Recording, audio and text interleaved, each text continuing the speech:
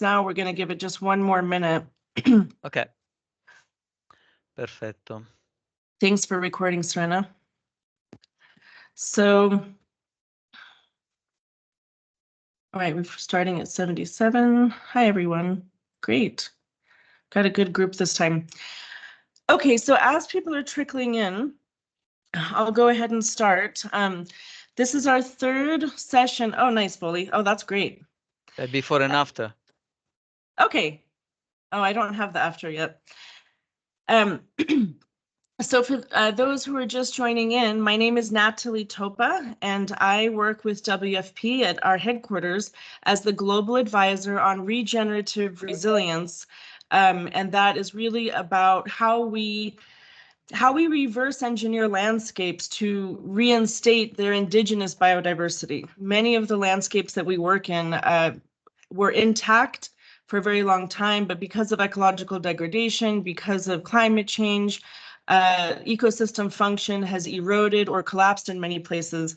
And the great news is that we can actually restore ecosystem function, hydrological cycles, nutrient cycles, soil fertility, biodiversity, which is really, really great news for the communities that we support, because there's actually a local solution to buffering people through restoring their agroecosystems.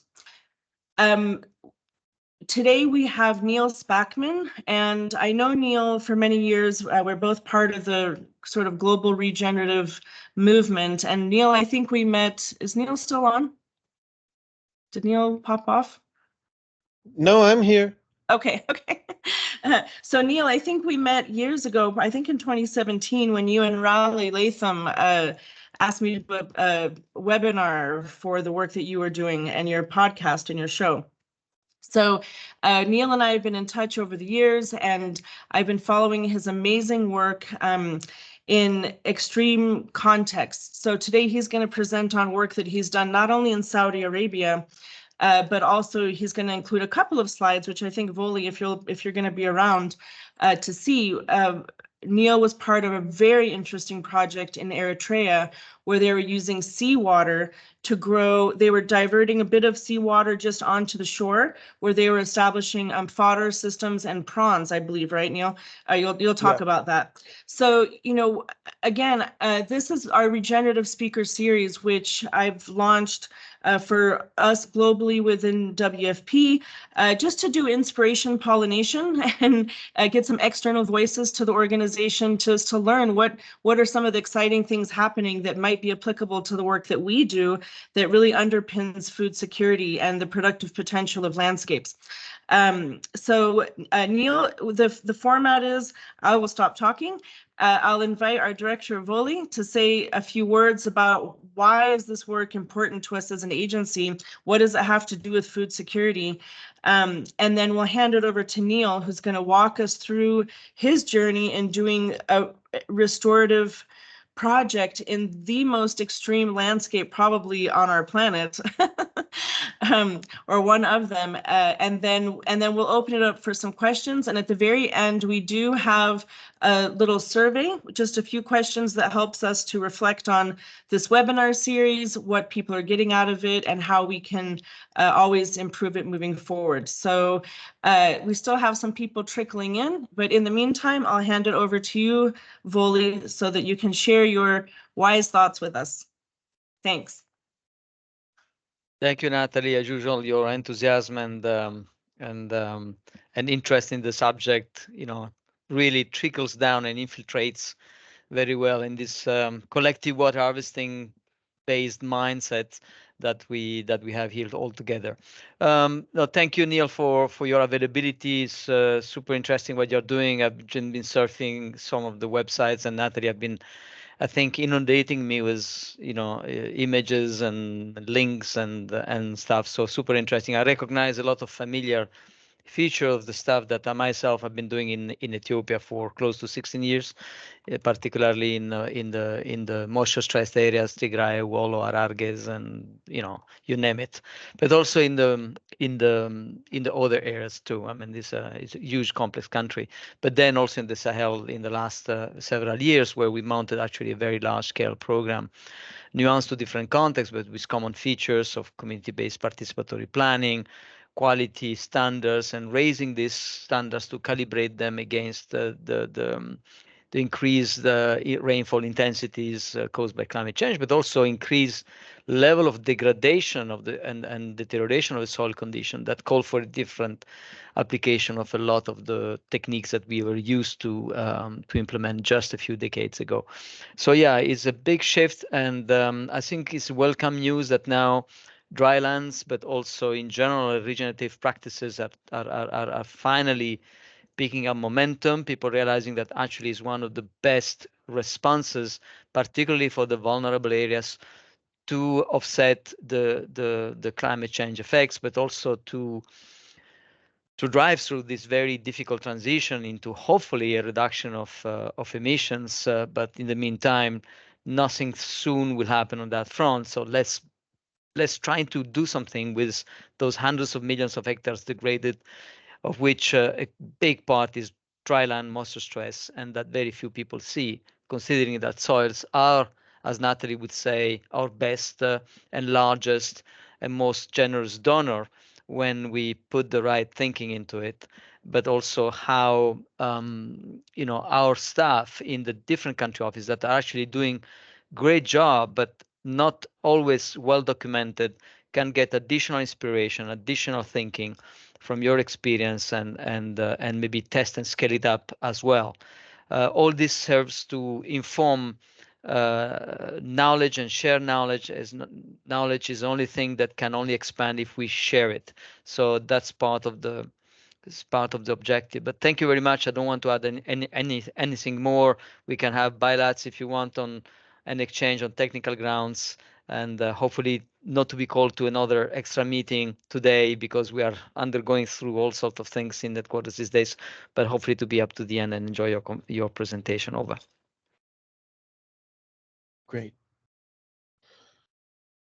Natalie, you're muted, but I'm just gonna say thank you, Voli, and I'm gonna get started before we take up too much time. It's an honor to be invited, and I've just two warnings to start off with. It's 7 a.m. here. This is normally the hour I'm getting my kids ready for school.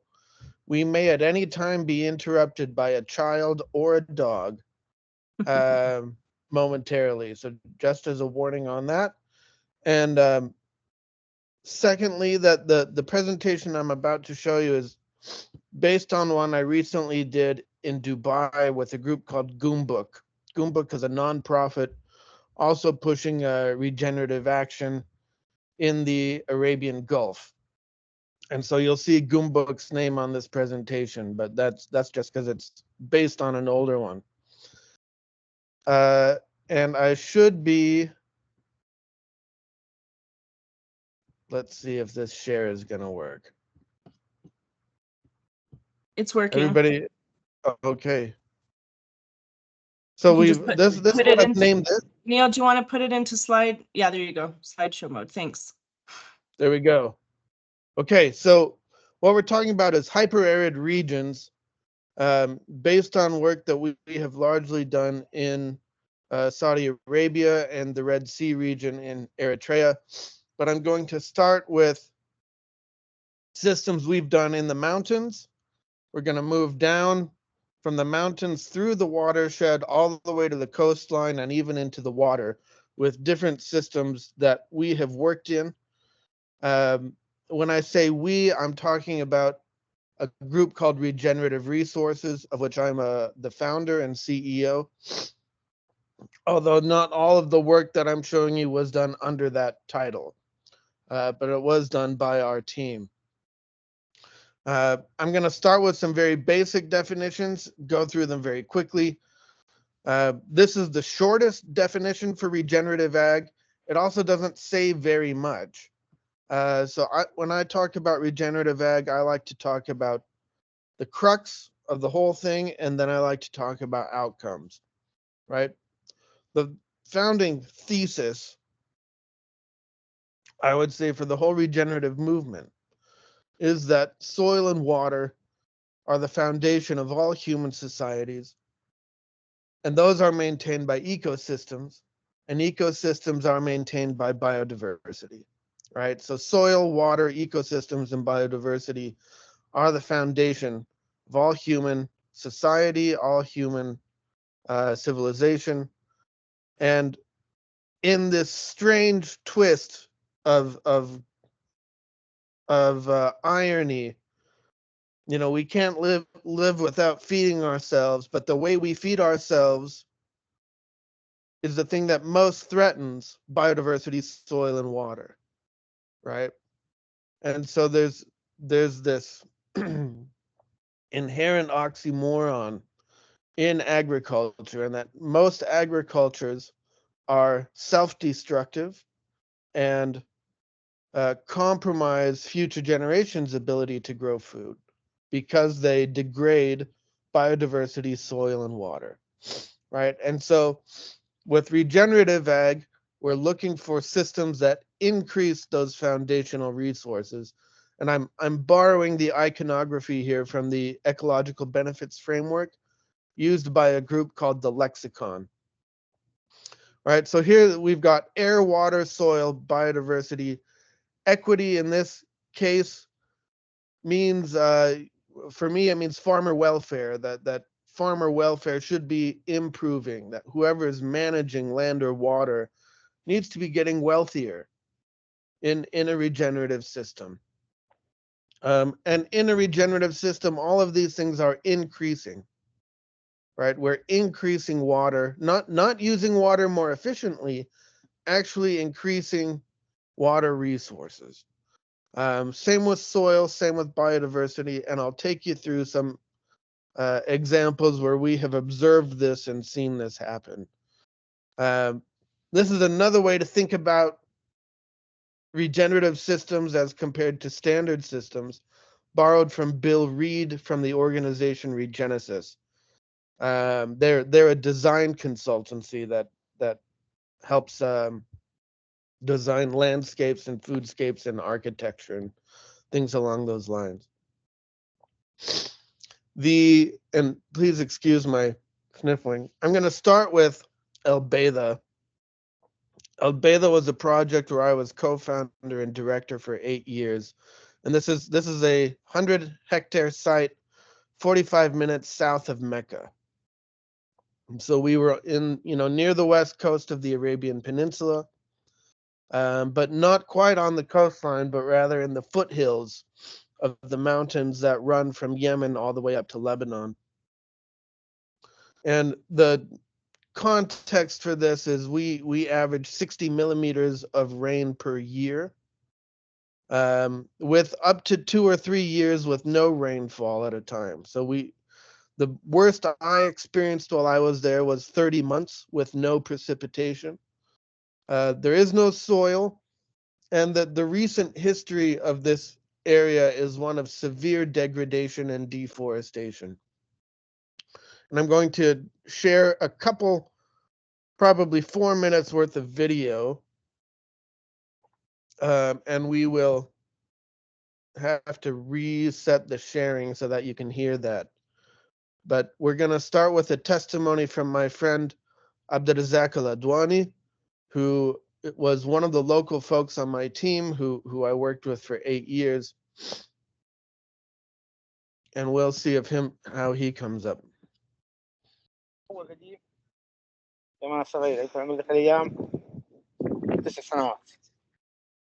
هذا الوادي كان كله شجار سلم عربي سمر، كل الوادي هذا من هنا لراس الوادي. الوادي من هناك ما تشوف السلم نازل ما تشوفها من الشجار، أشياء كذا وكثرها سلم عربي في الوادي هذا.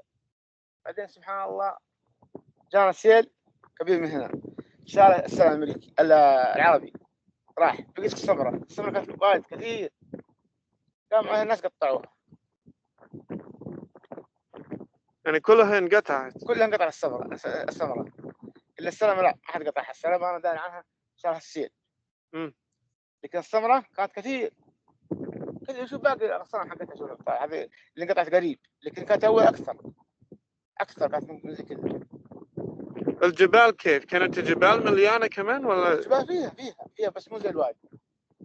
الجبال الوادي شجرها صغار مو كبار ولا يبغون ما يبغون كثير لكن الوادي كان مليان اشجار كبار روح الجيزة ما تمسك.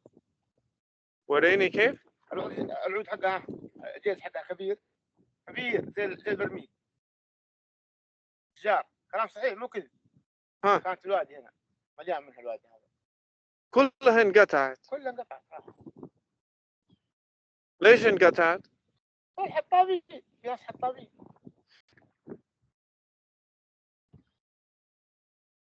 There we go. Did everybody hear that, by the way? Could you hear that? Nat? Yeah, it was audible for me. Okay. And so what Abdurazak is talking about is a pattern that's showing up all over the world. And the fundamental cause in this particular region was the abolishment of indigenous systems. In the 1950s, Saudi Arabia, as part of its intent to foment national sentiment and to decrease tribalism, they abolished the indigenous system, not on purpose, but rather as a function of abolishing traditional tribal boundaries. Right? All the land became part of the monarchy. Right? The monarchy then had stewardship of the land, and the tribes were no longer able to enforce traditional boundaries. And when that happened, the indigenous system called the Himma functionally fell apart, and people could no longer tell others, hey, you can't bring your animals to graze here because this belongs to our tribe. And since then, there has been, as we heard in Abdurazak's testimony, there has been serious deforestation. And as a result of that deforestation, we have an exacerbation of drought flood cycles, right? Rather than the land able to hold on to that water, right? And rather than that water being able to provide fertility, what we have now are huge flash floods in those mountains. Flash floods in Mecca are quite famous for being destructive, but they are worse now than they were 70 years ago, because the ecosystem that held that water and held the fertility of that land is now gone. And so in the Al-Bayda project, what we aimed for was to start with the water cycle, and where 90% of all fresh water is lost in flash floods that run into the Red Sea, right? No, it's an amazing loss, a tremendous loss every time that you get a good rainfall. None of that rain sticks around. And so we said, okay, if we can get water back into the ground, then we can get plant life back. And if we get plant life back, then we'll get animal life back. But then on top of that, we can restore the indigenous economies that were based on grazing, right? And so what we aimed for on this site, with 60 millimeters of rain, was a silvopasture system, a tree-based grazing system. And we wanted to supplement that with tree crops, right? We didn't want to grow vegetables because there's plenty of people already doing that who are drilling deeper every year so that they can get well water. Lots of wells are going dry, and it's just a totally unsustainable practice. But by harvesting flash floods, getting silvopasture back to functioning, then we thought we could build both bring the ecology back and an ecologically based system of wealth creation and livelihood back to that landscape. And so I worked with a team of 120 Bedouin from 3 different tribes, and functionally that was almost all in the mountains, some in the floodplains, and I'll share another 3 minutes of video on what happened there. Then we'll go through some images, and then we'll move from the mountains and the wadis down the floodplain to the coastal area. So Thanks, let's Neal. go to I'm just this. mindful of time, so we got to keep an eye on the clock. Yeah. We're speaking how much? For another 10 or another 25 minutes? No, probably another 15 or so. Great, that worked. Yeah.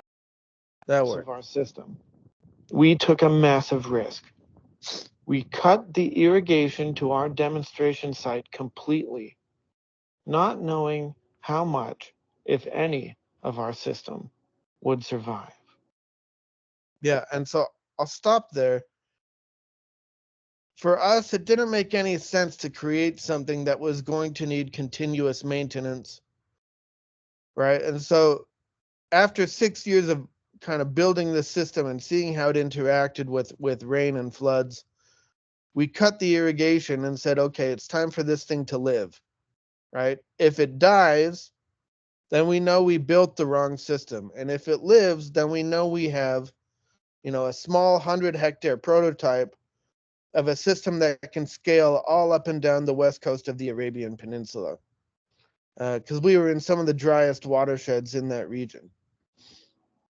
And then it did not rain.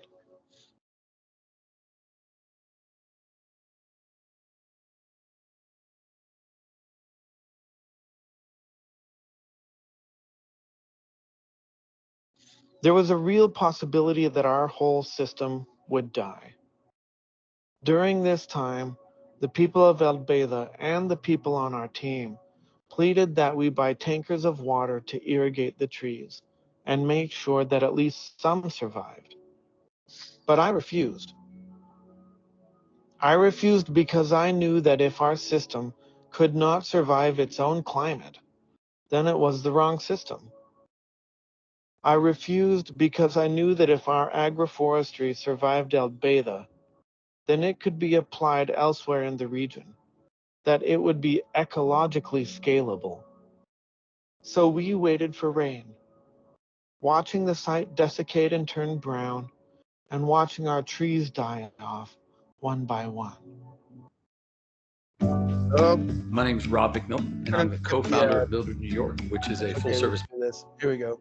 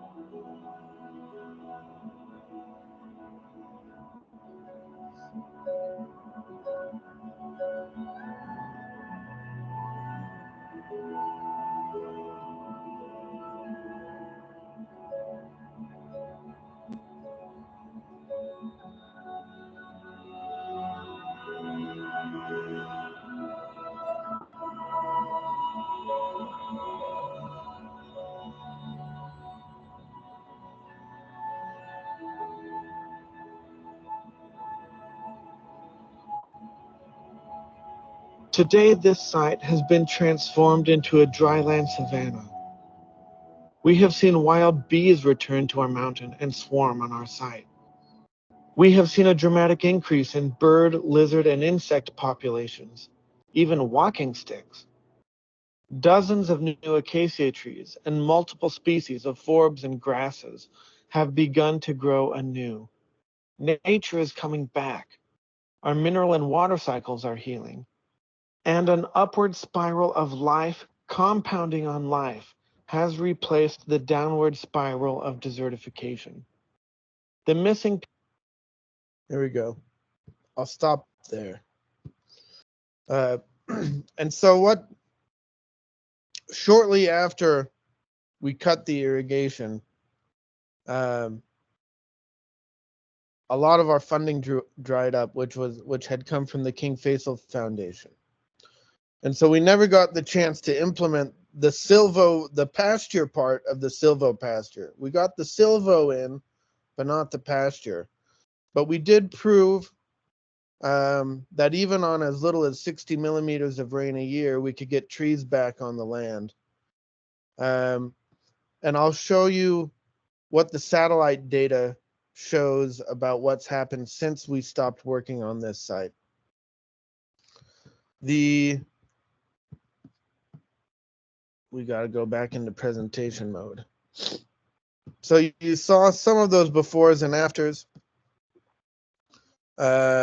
This is more of those terraces. This is Raba al-Nadwi and Matar al-Jahdali, who are okay with me sharing photos of them. And these terraces were there for rainwater harvesting primarily, but also a question of, okay, what could we do in the mountains if we had the kind of resources to do this on a large scale? And functionally, here's what we saw from NDVI. So starting in 2010, we worked. So you don't see the beginning of our work, but we did have, you can see there's a rainfall in January of 2013. There's another rainfall early 2015. 2016 is when our drought kind of starts. And then you can see the difference in response to rain as the system began to work, right? And so this is actually where we stopped work. And the site has been getting greener every year. And that's not because the amount of rainfall has increased. It's because the land now interacts with water in a way that that it's able to support life instead of just wash away in flash floods.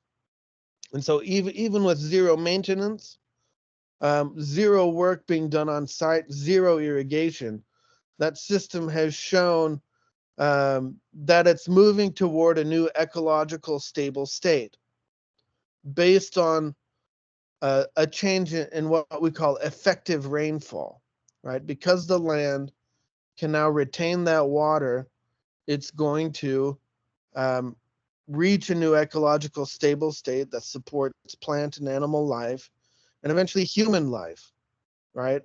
All of those trees that we grew on that site have an economic component to them, whether it's for fodder, whether it's for beekeeping, or whether it's for tree crops. For what it's worth, the best species we had was an Arabian moringa called Moringa peregrina. It's an undomesticated tree that produces the same drumstick as other moringa trees. But these trees produced even after 2 years with no water. No rain, no irrigation, they still produced the second year. And so there are,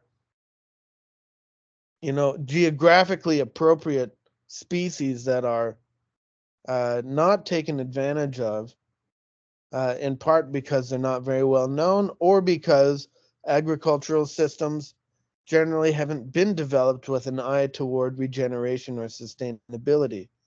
But for us, the foundation was water. The water allowed for plants to come, and then that allows for the silvopasture to be established. In our particular instance, because that design was based on a geographic fractal, we are 100% confident in its ability to scale. Right? You look at this image right here. It could be a leaf, right? It could be your circulatory system. It could be your blood veins, or it could be a multi-thousand hectare watershed. And so our design was based on this fractal. Whatever size of watershed we have to work on, we know our system fits. And so in that sense, what we prototyped was a way to restore those dryland savannas and dryland forests up and down the west coast of the Arabian Peninsula.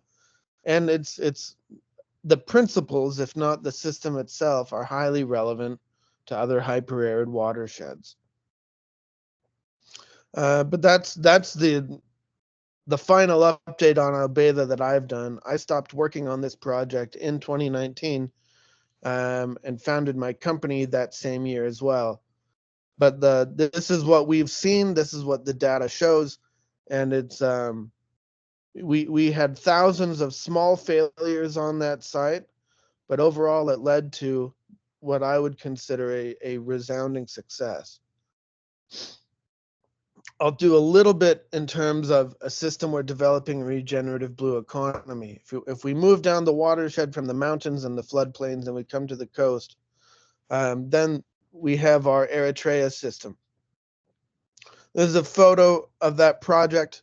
This project ran from 1999 to 2004 under the leadership of a gentleman named Carl Hodges, who was our founding science officer, and another gentleman named Ned Doherty, who is my partner. Carl passed away 2 years ago, so he's no longer with us. But this is a Salicornia farm, and this is an overview of what was functionally an integrated seawater aquaculture and seawater agriculture system. In places where water is so scarce and we have desert or barren coastline, this system is highly relevant to food security and sustainable blue economy. There are a number of plants that love growing in seawater that we call halophytes. And of those halophytes, there are dozens that have cropping potential. The most well-known is Salicornia, which is also known as sea beans or sea asparagus. And what we've done is we've combined an agriculture with an aquaculture that solves problems for both. If you know anything about onshore aquacultures, you know they're highly destructive. The wastewater causes dead zones in the ocean and is highly dependent on feed that is grown from monocrops. Most aquaculture feed is 1/3 corn, 1/3 soybeans. Maybe it's wheat instead of corn in some places, and then 1/3 bycatch. It's an extremely destructive input. And then the wastewater is also a huge problem for pollution and for introducing disease vectors into aquacultures. And so by combining these two systems, we get massive advantages. From the agricultural perspective, by absorbing wastewater from the shrimp aquaculture, in this case it was shrimp and tilapia, this agriculture gets free fertilizer, right? Most of that wastewater is just nitrogen and phosphorus, which is 2/3 of our NPK. And so the agriculture gets to absorb the wastewater. Then we don't have to buy fertilizers. The other advantages in the agriculture is we don't have weeds because we irrigate with salt water. And we don't need any fresh water. We don't care if it rains. We don't care about wells. We don't deplete groundwater. We don't need it. Seawater is an infinite resource. And in coastal areas, it can be used to green them and create this regenerative system. This is a mangrove agroforestry that was developed there where we were harvesting mangroves for leaves and wood. Mangrove leaves are an amazing animal fodder and also an amazing aquaculture feed, as long as you're growing the right species. And then, and this is seawater taken direct from the Red Sea and blended with wastewater from the aquaculture. This is a Salicornia field on that same project. And what we're doing now, the innovation we're doing now is combining these for alley cropping or more standard agroforestry systems. So we're not monocropping these anymore. We're growing them together in alley crops. Here's what we hope to do with this system. This is a site in Mexico that we're trying to acquire. But what we can do is green these systems, green these areas while while growing food, fiber, and fuel. We have produced biofuel that a jet flew from Abu Dhabi to Turkey on biofuel taken from Salicornia. We've grown animal fodder. We've done high density fiberboard. Of course, a lot of seafood. And this is a circular regenerative system based on seawater. So in our vision up in the mountains, we would do dryland agroforestry similar to Albeda, and then on the coastline do what we call regenerative seawater agriculture and aquaculture systems. Then if you move into the water, we have an aquatic Three Sisters system, where, and it could be Four Sisters if you're counting the mangroves, but we have worked with a number of folks who are experts in seagrasses, who are experts in oysters, and who are experts in sea cucumbers. And when you combine those three elements, you can do seagrass restoration along with oyster farming and sea cucumber farming and oyster reef restoration. The profitability of this system is significant because sea cucumbers, the market for sea cucumbers is absolutely ravenous. But when you grow these three together, all three do better. You get lower costs, you get higher growth rates, and you get more carbon sequestration on the seagrass part. And so moving all the way from the mountains down the watershed into the water, there are regenerative systems that can be implemented in hyperarid landscapes and coastal zones that can drastically improve the land's ability to foster life and to provide for human populations. I'm going to stop at that one. And we've still got, that was your 15 minutes. I hit it right on the nose. That's great. And the third point, Neal, is that it helps to buffer communities from extreme events, right? Absolutely. You know, so whether those are coastal communities or those are communities in arid lands that are experiencing violent water behavior and violent aridity, if we can call it that.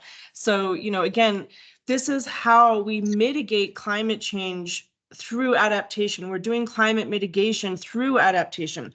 You know, one thing we talked years ago, and I remember you describing on the Albaida project, and you'll have to correct what you said, but it took something like 4 years for you to see the first ant and then the first termite, or was it 7 years?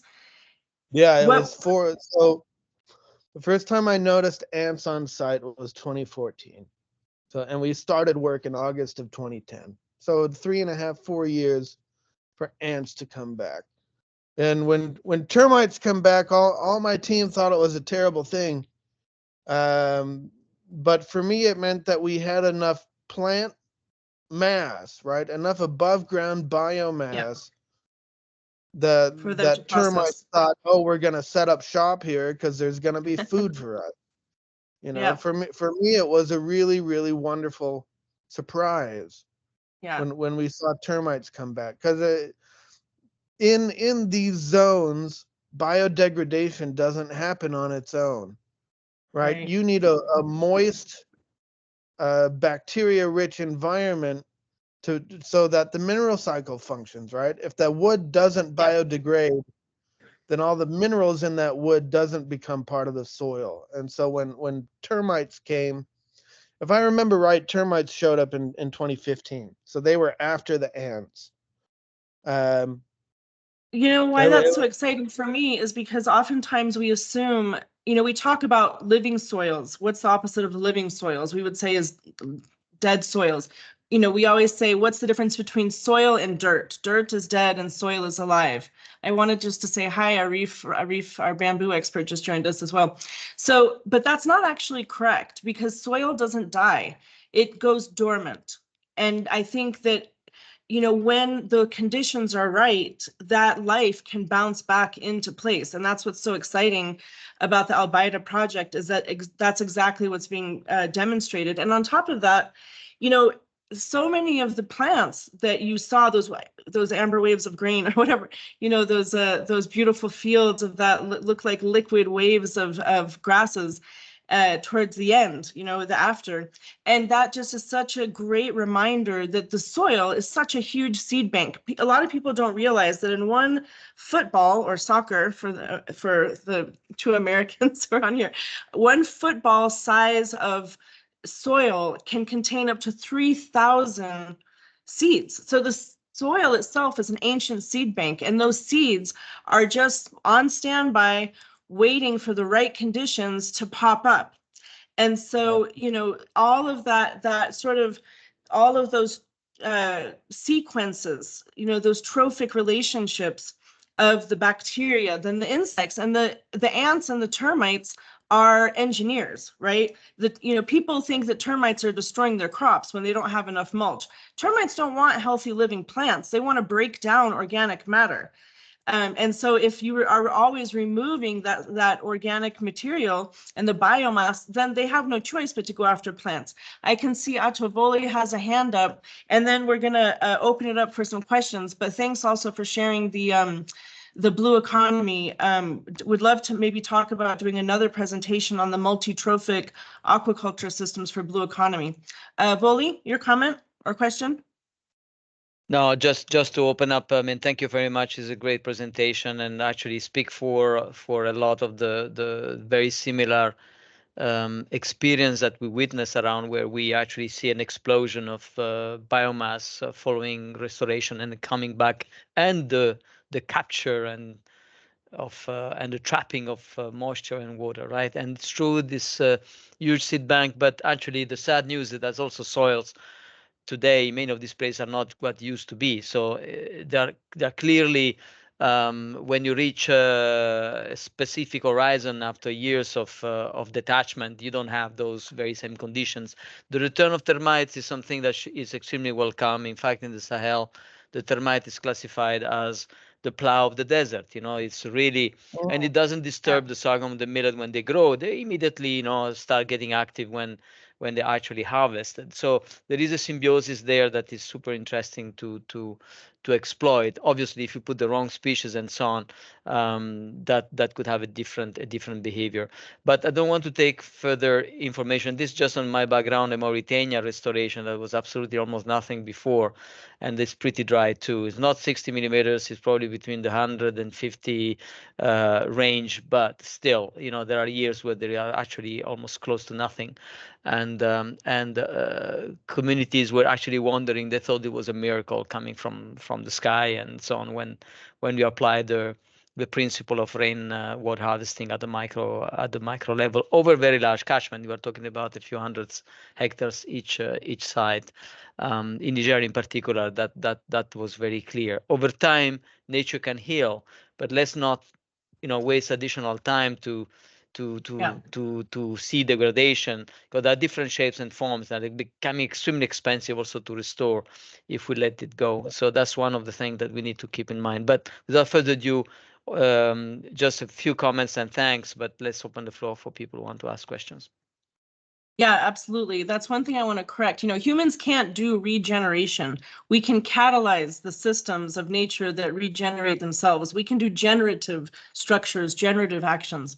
So thanks for that. I've also just included a little article from the New York Times on the importance of termites as guardians of the soil. And as we always say, where water accumulates, life generates, right? And that's what we're doing when we're doing passive water harvesting, to slow spread and sink water into the soil and plant the rain before we plant the crops.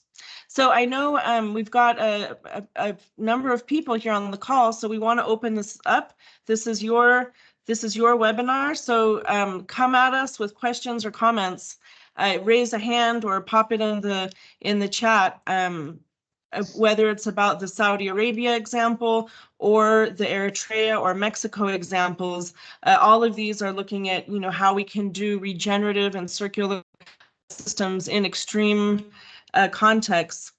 Does anybody have any question or comment for Neal or Voli or me, or just in general chit chat, regenerative chit chat?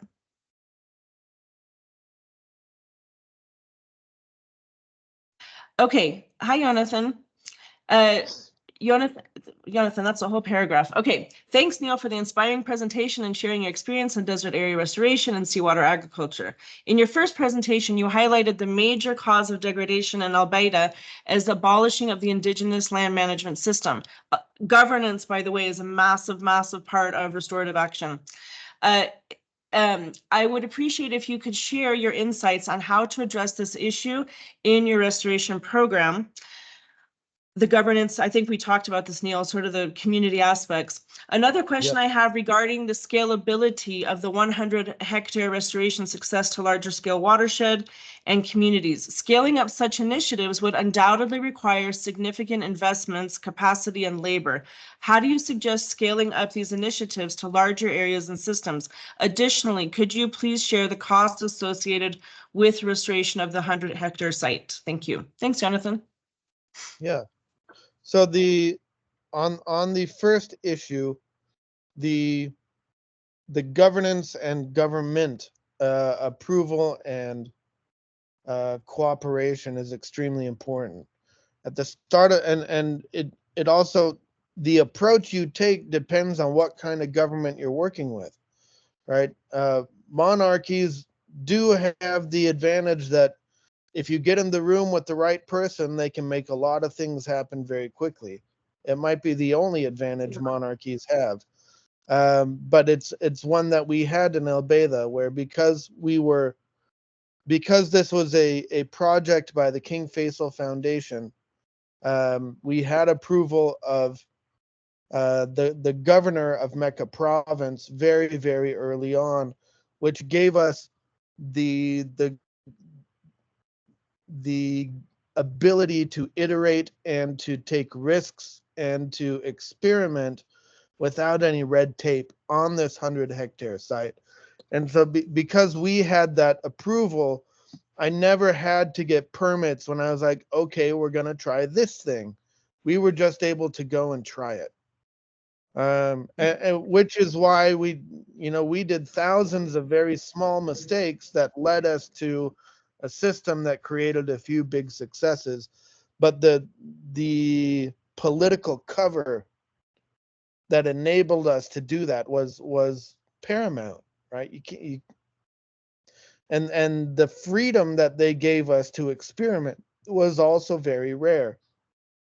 So that piece in particular is very important.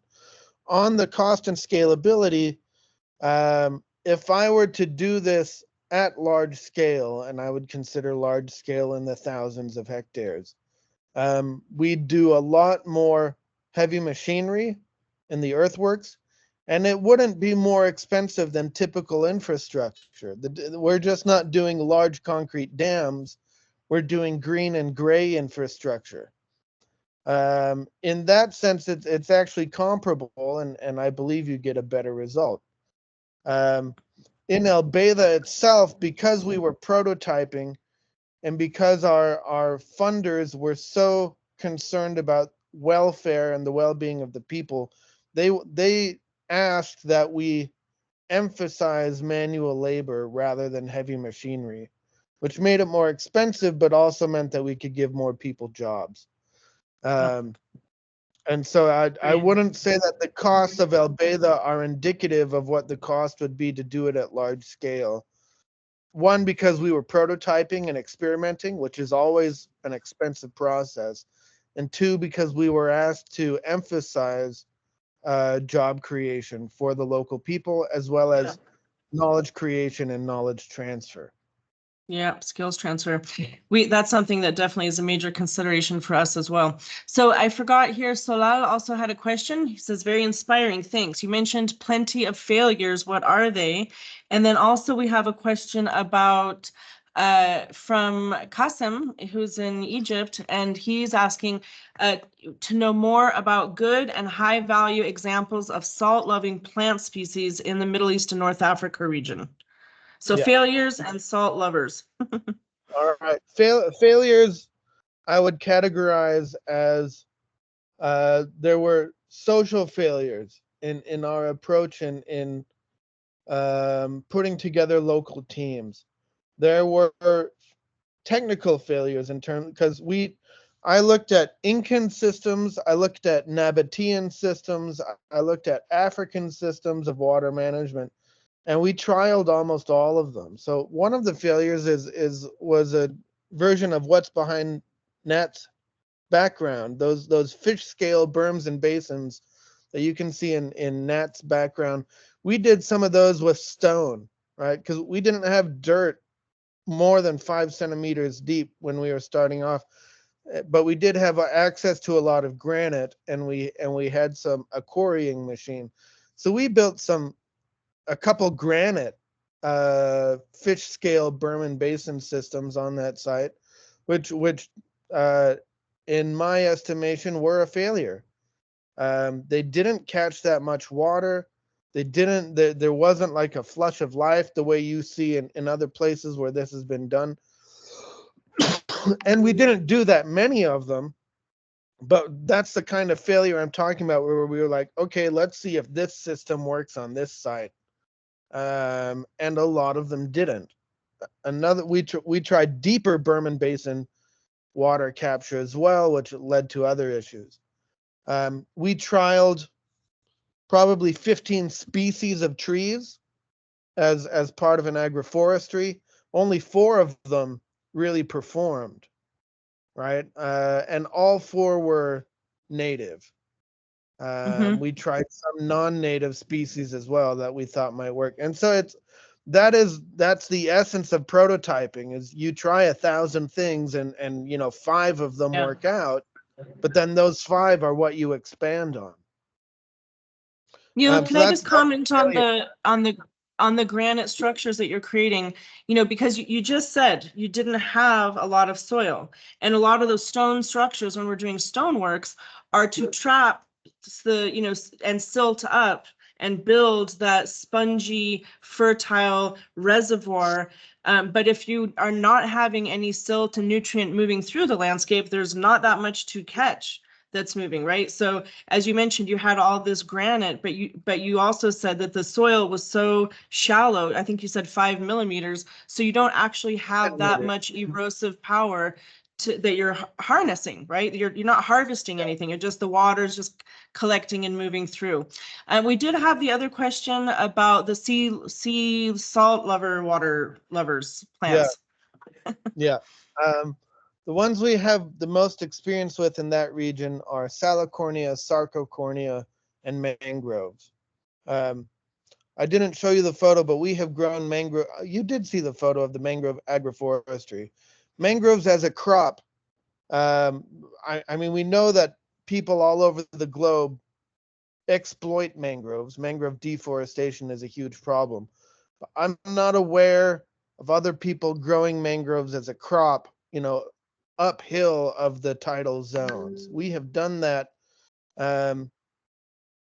in East Africa. We've done it in Mexico. We've done it in the Arabian Peninsula, and it's a fodder production system as well as a wood production system. And because we can use seawater to irrigate that, we're not depleting any freshwater resources.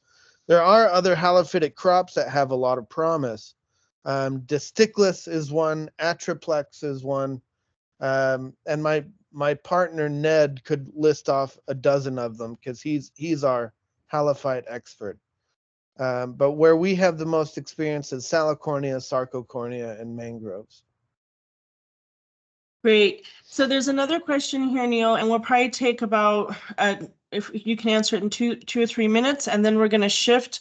We'll close, and Serena is going to share a Mentimeter survey. I appreciate if people fill that out, just to take a few minutes and share your thoughts, your ideas of, and impressions of the presentation and of these topics. But Neal, this last question, well, there's 2 kinds of questions. I think they actually are intertwined.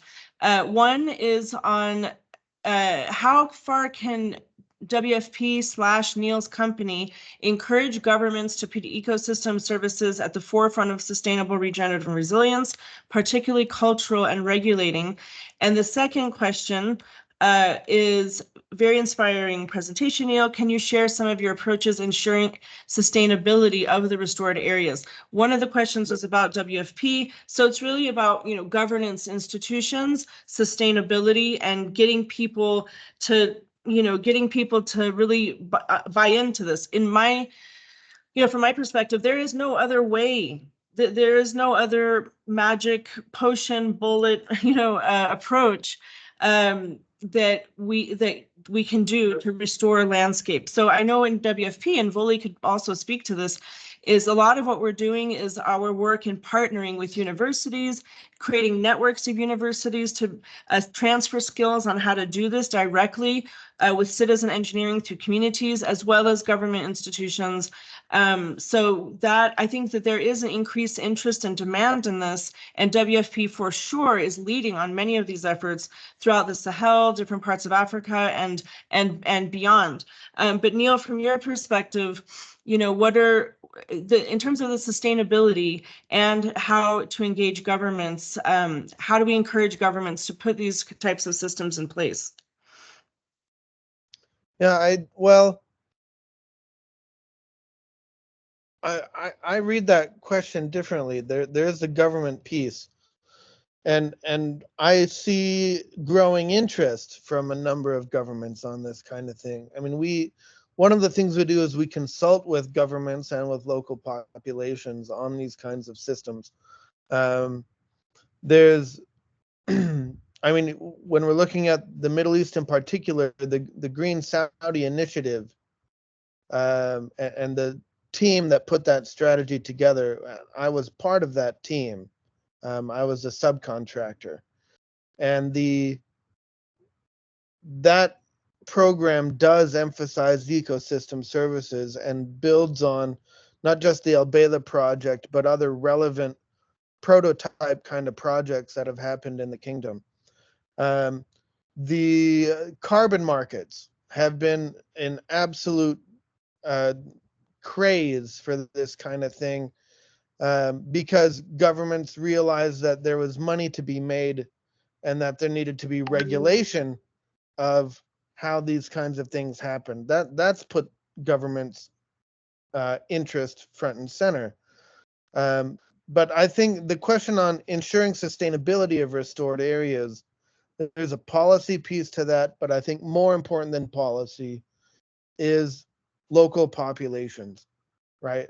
Local people and local knowledge is the linchpin of all this stuff, because fundamentally what we're trying to do is help local people take up their role as stewards of these lands, and building and being able to have economies that are regenerative puts people in that position where their wealth is coming from healthy ecosystems rather than from the degradation of ecosystems. That is the fulcrum, let's say. That is the hinge on which all of this rests.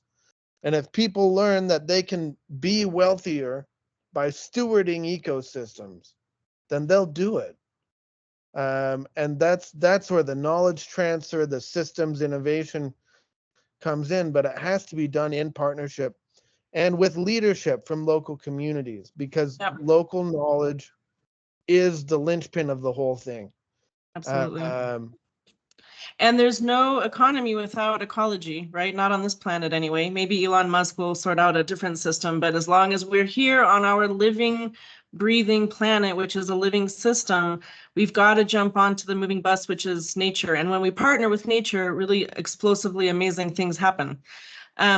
So thanks. I think we got to wrap it up now. I wanted to see if Wooly had any last thoughts, and also, as I mentioned, Serena is going to share the Mentimeter survey. Wooly, any other last thoughts before we say goodbye to Neal and thank him? First of all, thank you very much. 3 points: that there is no place on earth that cannot be restored, provided you have at least, between 50 and 60 millimeters of rainfall, and perhaps even lower. Yep. If you are, there are tricks to do that. I think the technologies, again, there is no one blueprint approach. Is all fit to context. Is all we need to sometimes make mistakes and try, but also adjust to what is possible and be patient. When in 1 year, for example, or 2, we may have actually much lower rainfall. I just came back from Mauritania field mission, where I saw very good, very interesting stuff, and I know in Chad is the same, and so in other countries. And they had a bad season last year, so they didn't perform as well as they did in the previous 2 years. But the previous 2 years were actually great years compared to zero production just 4 years back. So it's also to have perspective that doesn't look just at a single activity, at a single year, but see a trend over time and then positive changes. And we could think about different solution adapt to different contexts as well, where even a single activity with a few tweaks may perform completely differently, whether you are in Mauritania or even within Mauritania in Keffa vis-a-vis Salibabi, or in Niger or in Burkina or in Ethiopia and Somalia, for example, or Saudi Arabia for that matter. Clearly, we're asked to look at the cost benefit and the return of investments. In our case, we are making quite a few efforts in that respect. It's important to answer those questions because they help us to actually, even at the prototype level, really help us to advance this agenda. I actually proved that it's much cheaper to do this and then offset part of the needs that actually occurring frequently in WFP as compared to continuously providing food assistance or aid over decades and decades, right? So those changes can be irreversible. Let's all collectively think towards that, but with quality, with participation, recognition and appreciation of ancestral and traditional knowledge as well, but also with good implants from modern technology and new thinking, because that's where actually we need to adapt and adjust. But so thank you very much. And lots of AI, Neal. right? Ancient innovation. That's also true. I just wanted to ask Arif, are you online? And can you just turn on your camera really quickly? Arif Rabiq. Arif Rabiq was our last Regenerative Speaker Series speaker, who is the world bamboo expert. And I feel Neal and Arif really need to get together and have a virtual cup of coffee, because blue economy, bamboo, restoration, carbon sequestration, all of these things are part of the same amazing ooey gooey green bubble. So Neal, do you want to just plop your contact details into the chat, and maybe Arif as well, for people who were, I don't know if Yuka or Serena can just put our the bamboo video that we did with Arif into the chat. And anyway, I love kind of getting all these synergies and myceliating. What's that? A bamboo shaving brush or massage thing? It's to make bamboo green tea. So let's have a matcha together when you have time, Neal. There you go. There you go. Yes. So my email is in the chat. Great. Okay, great. Perfect. So Arif, you can also put your contact details. We could arrange a little virtual matcha green tea, the three of us, and see how we can myceliate. Anyway, thanks so much to everyone. Thanks a lot, Neal, for doing this bright and early on, Thursday morning, 7 a.m. in Salt Lake City. Thanks so much, everyone, for joining in. Please do fill out the Mentimeter survey. And if you have ideas, I feel like a YouTuber, like, don't forget to subscribe to my channel. But please do put in the, in the comments if there are other topics or speakers that you're interested in. Thanks, Kasim. We'll see you. Bye, Maha. Have a great day, everyone, and let me know what questions you have and how we might be able to collaborate with Neal, with Arif, to get some of these exciting projects off the ground in your context. Otherwise, thanks so much, and Arif will be in touch, and Neal, we should set up a call. I'll reach out to you guys, okay? All right. Sounds good. Thanks, everyone. Thank you, Have a great day. Thanks, Cheers, Lorenzo. See you. Thank Bye. you.